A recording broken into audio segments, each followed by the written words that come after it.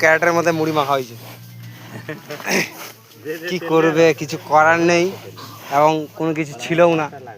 হ্যাঁ, ওই যে চাঙার গাছ ভেঙে পড়েছে, বড় একটা ডাল, ওই যে কেটেও গেছে বলে।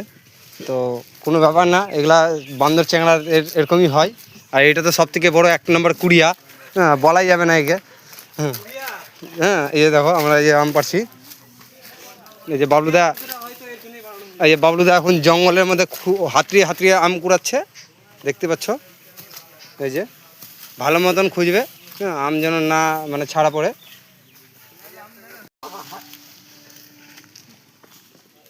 এগুলা পিঁপড়া হচ্ছে ডিম দিয়ে মাছ ধরে। হ্যাঁ, একদম ঠিক বলেছিস।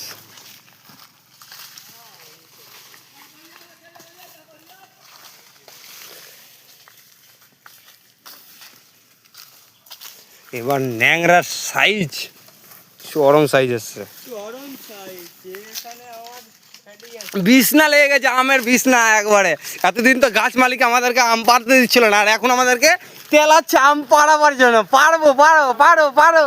আর এখন ওই দেখো একটা, ওই যে একটা, আমরা কতজন রাজমিস্ত্রি ছেড়ে দিয়ে লোক দেখছো আম পাড়তে আসছে। তারা ভাবো, পাবলিককে দেখছো, ওই দেখো রাজমিস্ত্রি, মিস্ত্রি, হেড মিস্ত্রি সেখানে আজকে আম পাড়তে এসছে। তারা ভাবো, দেখো আম পাড়ার স্টাইল দেখো মিস্ত্রির।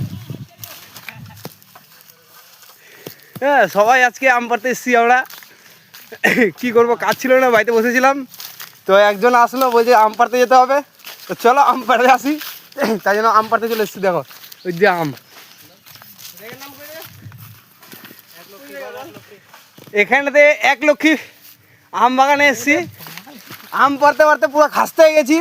কি বলো, এই যে আম পাড়ছে, এখনো গাছের উপরে উঠছে আর পিঁপড়ার কামড় খাচ্ছে বিশাল। তো আমি ভয় লাগছে যে এই গাছটাতে উঠবো কিনা। তো এই গাছটাতে বিশাল পিঁপড়া দেখতে পাচ্ছি। পিঁপড়া দেখে নিয়ে বলছে যে তুমি গাছে উঠিও না। ওই দেখো পিঁপড়া, ঢাই পিঁপড়া।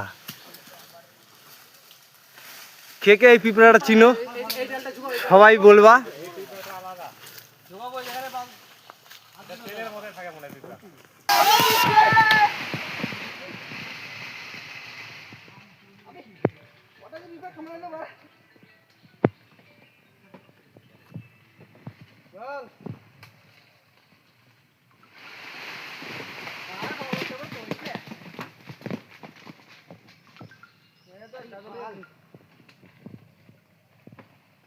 আম